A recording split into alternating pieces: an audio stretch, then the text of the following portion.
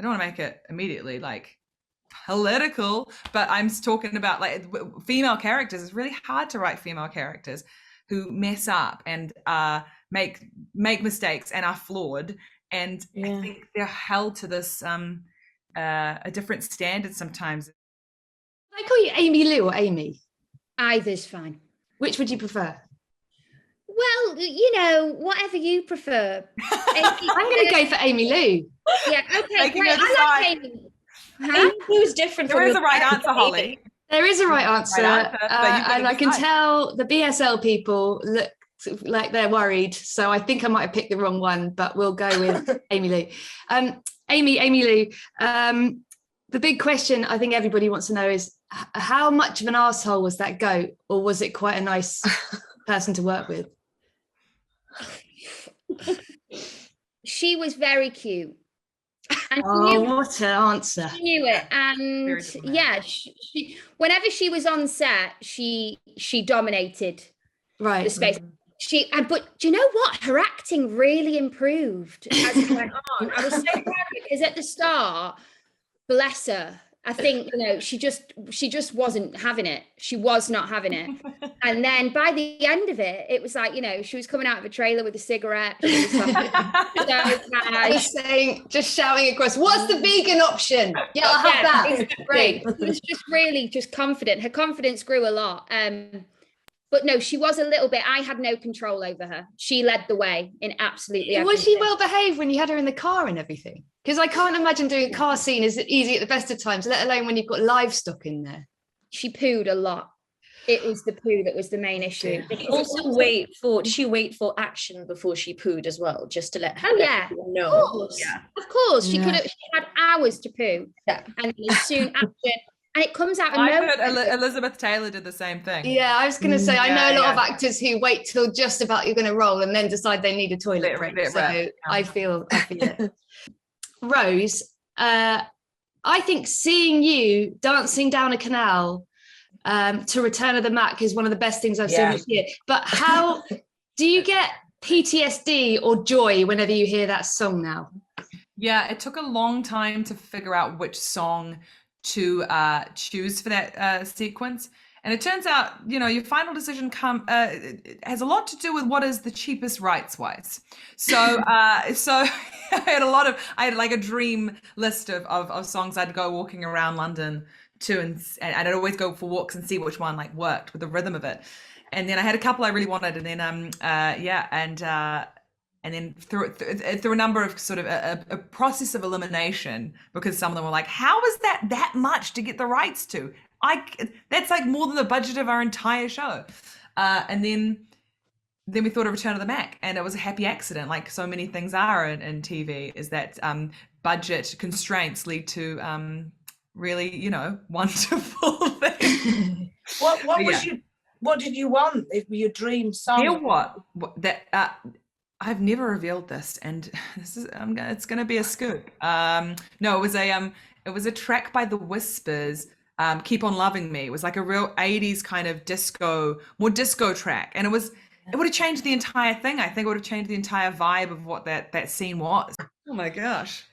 Sophie, you had some of the sort of most iconic outfits since Villanelle. I think you really rocked those sort of big coats.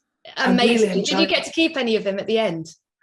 I've got two in my closet, so I've not identical ones for continuity, or two different ones. Two. One of them was the baby pink one with the fluff here, and there was another one that was a leopard one that was for Joan that didn't get used, so I got to capitalize on that. Oh my God, you just cleaned out the wardrobe at the end. Anjana, did you have any massive earworms? I mean, I imagine you had to record a lot of those songs 55,000 times. Are there any that are never going to leave your head and you're stuck with? Probably Bashir with a Good Beard. Yes, that was like the first banger, mate. That is a banger. And it's the first one that we all learned. So it's the one that I have in my head, like, yeah. But also, I think it helps the songs are genuinely catchy. So they're really amazing. Get bored of them. They're like really good songs. How hard it is at the end of filming to sort of leave your characters behind. I mean, Sophie, you have obviously How much is your character like you in real life? Because obviously you wrote it and you devised it and you played. But I was just looking at Rose in the same way, because it's similar, isn't it? Kind of, yeah. It's a bit of an alter ego. I suppose when you do stand-up, you kind of create Totally. an alter ego. I mean, when I first started stand-up, just thinking to write a list of qualities I really dislike about myself and see if I can make them funny. You know, so I suppose you start with that, which is kind of, and then with Alma, she's kind of based on me when I was 21.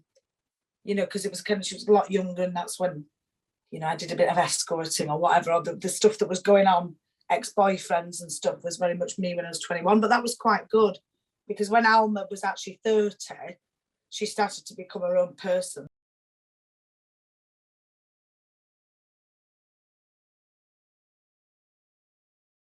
Do you find it easy just, that's a different person, walk away, go home, play with your dog, you know, or does it feel like during that time of filming you sort of are her a bit?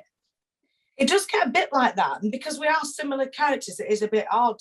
You know, you don't know where you're fabulous. Woo! You know, it's like I say similar things to Alma, then they become the catchphrases of Alma, and you forget what your bits are. So it is a bit odd to kind of decompress afterwards. So do you find that it's strange when I feel the exact same thing coming from a stand-up background, and that you've created a character rooted in what people's perceptions of you are, you know, previous to the show, but in a way there are elements of yourself and the character that then people react to your character, to Alma, or like my character Jessie, where they're like, oh, I can't believe she did that, or like, why would that person be like that, all this, and you get kind of offended because you're like, hang on, there's no, they might have a reason as to why they acted like that way. Yeah, and also it's a fictional. Yeah, because then it gets a weird thing, because you are playing a character and you make decisions for the character that, you know, you wouldn't particularly do yourself, you know. Yeah. Because it's like a multiverse. It's weird. Yeah, it is odd, isn't it? We're all mad, aren't we, really, that we do this as a job. Amy and Angela, you obviously, sorry to talk over you. Amy and Angela, you obviously are both written for, like, your characters were written by other people for you. Do you relate to those characters, and do you feel like as it went along you had a lot in common with them, or do they feel quite different people to you? Let's start with Amy. I definitely have always related to Amy. That's also, the name thing is a coincidence, so that's also a bit weird. But yeah, I have always, I remember reading the scene that I had to audition with, and I was like, oh my God, I've said these things. I've said these things verbatim. But we are different, but I definitely think over time there's been, I mean, it's been 3 seasons now, so there's definitely been a bit of a merge. And sometimes I find that quite hard sometimes, like more in my, not so much on set, but in my everyday life, when people come and talk to me, I do think what you're wanting right now is Amy from the show. Yeah, that's so interesting. Yeah. And I feel people scream Alma at me. Do they scream Amy at you? But then I suppose you're called Amy. And so I'm like, oh yeah, that's me. And then I'm like, no, it's not me. Is it me? I don't know. So it's weird, because I do feel definitely like we are, but also we're like 10 years apart in age. Like I'm 10 years older than my character. So we are with that. Yeah. And I think she's a lot more, I really like how present Amy is. She's a very present person. She's not as, I'm a much more, I think, stuck in my head kind of person. So that's why I feel pressure when people come over and talk to me, because I want to be really like with them, like she would be, and not disappoint them. But sometimes I've just got so much going on up here. I'm like, I'm sorry. Yeah. But yeah. But you are different, aren't you, than the kind of bubbly one? Not that it's the one-dimensional characters, but they can never be like the full human. Yeah. And I think writers, performers are a bit lower key than they often appear to be, I suppose, on screen, don't they? But it's the same with Alma a lot. You know, a lot of her qualities that she's a lot more innocent.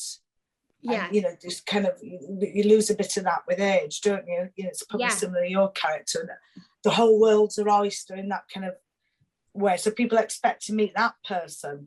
I think we share the same DNA. Like, a lot of the DNA is the same. I definitely related to her insecurity and anxiety. I felt like, no, I still have that, but a younger version of myself had that a lot. So I think Amina is just sort of dialed up to 100, but I've sort of encountered, I felt like immediately I could relate to this person. And also there was some weird sort of very coincidental things that happened where, Amina's Spotify playlist is almost exactly like my playlist. Like, this is a folk and country. Don McLean, is it full on Don McLean? That's interesting, I think there's some references to Paul Simon in the script. And Nida, our writer and director, found a YouTube video of me before she cast me playing at a Paul Simon tribute night. So it's just these weird coincidences, but that felt like fate, because where else am I going to find a brown girl who loves Joan Baez and, Paul Simon? Like, that's not a thing that you see, or, you don't get a script that's like that. So it's like it was written for you. Was it written for you? Well, I think was it written for you? Not originally. I think that was always there. So that's what I meant by the DNA sort of being serendipitous. Is that the word? Like, felt shared. But then it started off as a comedy blap. But then once the blap got commissioned, then I think Nida could sort of envision me in it and continue to write the series with me in mind. What I think was particularly difficult was to write a character in the second series who makes mistakes. And I think that is so, I don't want to make it immediately like political, but I'm talking about like female characters. It's really hard to write female characters who mess up and make mistakes and are flawed. And I think they're held to this a different standard sometimes as particularly male, like in comedy as well. I think a lot of the reactions of the second series was like, why is she doing this? Why is she acting like that? Why is she being mean to Tom? Well, and I'm like, have you ever watched do you know about stakes, right? You know about like, complexities in character and stuff. And it was a real difficult thing to even get across the line, with the powers that be, or it would be like that question sort of like, oh, she's unlikable here. There's you're met it's with the go-to. It's the go-to note. It's almost a cliche of a note, and I think it often gets leveled more. Well, having written women. A bunch of unlikable characters, totally. It goes at women much more. It's the bossy, unlikable vibe. It's like a woman who doesn't like, in the second series, a woman who feels uncomfortable with being in a committed relationship. It's very interesting to see the people who are quick to note that as unlikable. You go, how is that unlikable? That's a personality trait. It's not. It's a very gendered kind of thing. But no, Sophia, you came across the same thing. Is that right? Well, no, I was going to say that, but then as you're saying that, I was thinking about as soon as women get into their love lives, everybody's got an opinion. Yeah. It's weird, isn't it? Totally. It's really interesting. I had something similar with one of the first people who saw an Alma script before Caroline Aherne bursary and everything. Mm-hmm. He read it and said, the thing is, female heroin addicts are not funny. They're very frightening and it's very unlikable to see that in a it's funny, isn't it? You think, God. That's hilarious. I know. Right about women, it's not just like all of you are leads. You're all leads, but with really good female friends and female supporters. Like each of you has like a best friend or a group of best friends who are women who are also making mistakes, but also sort of they've got your back. I mean, Amy, I think your relationship with actually forgotten her name. This is terrible. What's your best friend called in Maeve, that's it. I beg your pardon. I've watched it all, so I should remember this. But it's so sweet and nice, and like it's a really hardcore storyline that you're sort of talking about, and it seems kind of light because it's through Amy's eyes, and she's got that sort of sweetness to her. But you and Maeve have a really sweet, great way of talking about everything that happened on the bus. And did you find that was like nice that the scenes were written with women discussing it together, and it felt quite kind of protective and powerful in that way? Yeah. I mean, the detention scene from season 2 still makes me cry when I think about it, because we were really, that day we all, like, it really was like in real life we were having those same kind of chats, and we were all bonding so much. So it's still definitely, but this season, what I loved so much about in season 3, what I loved about Amy and Maeve's friendship is that they have an argument. And I was so sad, but also excited to see that, because I think it was so necessary that they fall out, because their friendship is so sweet and so loving and so supportive, and they're constantly, like, me and Emma, who play Maeve, we're constantly laughing at how many times in a season they ask each other if they're okay. You sure you're okay? Are you okay? Are you sure you're okay? They're constantly, but then we have this scene where, you know, there's conflict, but they have to go, but they're so honest with each other in that scene, and it's scary for both of them, because it's like that thing that you've got, especially when you're younger, where you're like, you know, our friendship's just, it's great, we just love each other so much, and we're just there, but then, you know, they get really real with each other, and I just think it was really important to see that happen, and because they are from very different worlds, and they're very different people, and they're kind of soulmates in this weird way, but they are very different. Were you looking forward to scenes, Rose, which I've wanted to talk to you about a bit? How, especially when it's the kind of character that you've written yourself, what the are you doing to yourself? I was sat there writing it going, this is going to be hell. Why am I doing this? But you know, you want to have it in. But that was your sex scenes were like, you look, you know, it's kind of like you're that episode, you're feeling really sexy, and you're really into it, and you're like really feeling your sexuality, and like mine is I think that's worse. No, it is harder. Mine's like a drunk sex scene. It's brilliant. I mean, it was interesting. It was, you know, I agree, because it's like having a comical sex scene was easier than any scene where I'm having to be intimate, or even hug and kiss. Like, I don't, or like hold hands with someone. I don't like that. It's like, no. I don't want to have to looking lovingly into someone's eyes, or like awful. Mean with James, he was my friend. Yeah. And you know, so that was awful. Whereas spanking that other guy, calling him a dirty whatever I was calling him, absolutely fine. Totally. So is this allowed? I don't know if I can go, but you know what I mean? It's difficult. Yeah. It's the fish, anything like that that's silly and fun. But it's that moment of intimacy, isn't it? Because I think, especially as a stand-up, you know, you're not really used to kind of that side of yourself. It's not really encouraged, you know, it's kind of more. Yeah. Amy, when you read a sex scene in the sex ed scripts, does your heart sink, or are you like, great, brilliant, let's do it? Or how do you feel about it? I feel similarly in terms of that I find really just intimate, maybe romantic, I love you so much. I find that more, I feel more vulnerable doing that than, like, say, the first scene that I ever did, the first scene of sex ed, where it was like, just, do you know what, this is so, it's just mad, like, I'm just going to go for it. But yeah, I feel like it's similar. It's the really vulnerable stuff that I think is, but also in terms of sex scenes, I've not had one for such a long time, and I'm not mad about it. I was thinking about what you said earlier, and you sort of brought it up again about the unlikable thing, and I was thinking about Alma's not normal, and I was thinking, so like the title, which I think is brilliant, because I go, so how would you describe her?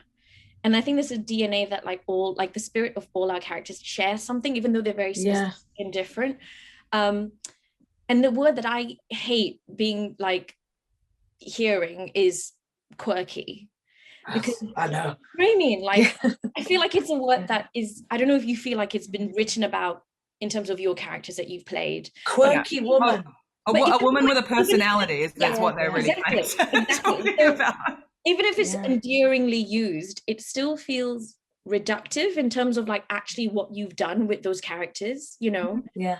And I was just trying to think of a word to describe, but I couldn't, because I feel like there's not enough vocabulary about how you write about female characters, how you write about funny women, because it's still very new to write and talk about funny women and describe them beyond quirky and kooky and eccentric.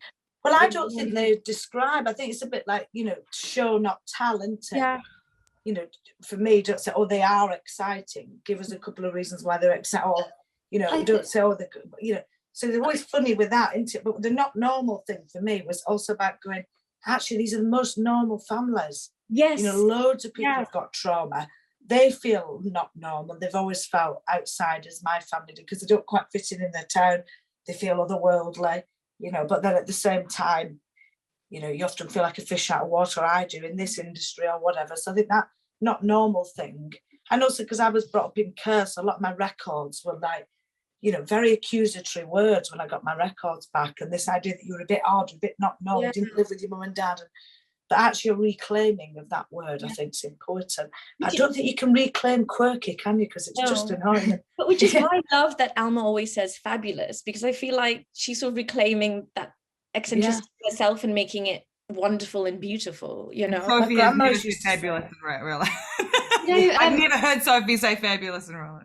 One thing I love about all four of your characters as well, and it was interesting because we've talked a lot about the sort of writing of the characters, but I think all four of you do an amazing job physically at being really funny and unflattering and unelegant and gawky and great, and all the things that you love about your friends, and that you sort of, I think there's something really great that's coming through in a new generation of female, you know, stars like yourselves, who are sort of like embracing the messiness of being a woman. You know, like I'm thinking of, I just think, Angela, or your face says it all. When you take everything with your face, like that wonderful first scene where you're like with your parents on that arranged marriage, and your face just drops in the most amazing way, and it's so sweet and sort of heartbreaking and funny and wonderful.